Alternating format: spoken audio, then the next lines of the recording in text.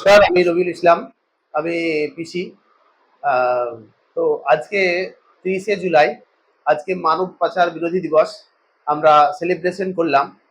তো এই সেলিব্রেশনে আমরা উপস্থিত করেছিলাম, বা আমরা আমাদের কিশোরী মেয়েদের বিভিন্ন গ্রাম থেকে তাদেরকে ডাকা হয়েছিল এবং তারা এসছিল।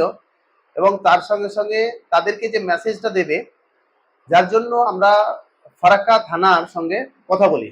এবং ফারাক্কা থানা থেকে এসআই একজন আসেন এবং কয়েকজন কনস্টেবল বা এলসি তারা আসেন এবং বিভিন্ন রকমভাবে মেসেজ, যে কিভাবে পাচার হবে, পাচার হয়ে গেলে কি করতে হবে, পাচার না হওয়ার জন্য কি করতে হবে, সেই সব জিনিসগুলো বিস্তারিত ভাবে আলোচনা করেন এবং কিশোরীদের মধ্যে একটা সাড়া ফেলেন।